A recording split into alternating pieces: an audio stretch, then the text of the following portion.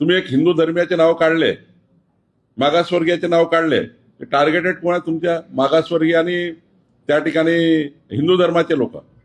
आणि मग ज्या ठिकाणी तुम्ही मुस्लिम परिवारामध्ये त्या ठिकाणी मुस्लिम मतामध्ये असं होतं त्या ठिकाणी तुम्ही बोलत नाही, कारण तुम्हाला मतं पाहिजे आहे. या राज्यातली सर्वच मतदार यादी स्क्रॅप करण्याची गरज आहे. या राज्यातली सर्वच मतदार यादीला SIR मध्ये घ्यायची गरज आहे. आणि त्यामुळं मला वाटतं की पूर्ण राज्यच त्या ठिकाणी ते यादी स्क्रॅप करणार आहे.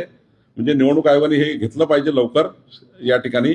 आणि ते आता तर हे तुम्हाला माहिती आहे की बाकी राज्यामध्ये SIR का लागू झाला की तिथे सर्वच निवडणुका संपलेल्या आहेत. लोकसभेनंतर विधानसभा झाल्या, विधानसभेनंतर पंचायत झाल्या, आणि पंचायत नंतर तर कुठल्या निवडणुका शिल्लक नाही. म्हणून त्यांनी त्या ठिकाणी पहिले 12 राज्य घेतलेले आहे. आपले राज्य आज उद्या येईल त्याच्यामध्ये, कारण मला वाटतं की निवडणूक आयोगाने सरसकट देशाकरता निर्णय केला असेल. आणि त्यामुळं केवळ हे त्या ठिकाणी जे पप्पूगिरी आहे, ही पप्पूगिरी महाविकास आघाडीचे नेते करतात आहे. मला तर दिसलं की राहुल गांधींनी जे स्क्रिप्ट वाचून दाखवली ती स्क्रिप्ट आदित्य ठाकरेंनी वाचली. आणि त्यामुळं पप्पूगिरी हे लोक करतात आहे, चुकीचे हे लोक सांगतात आहे, आणि महाविकास आघाडी जनतेमध्ये संभ्रम निर्माण करण्याचा प्रयत्न करत आहे, पण पराभवाच्या मानसिकतेत गेलेले आहे.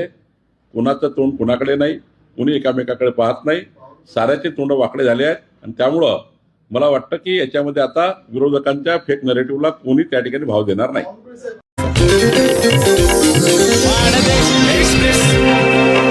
पाहत रहा मानदेश एक्सप्रेस.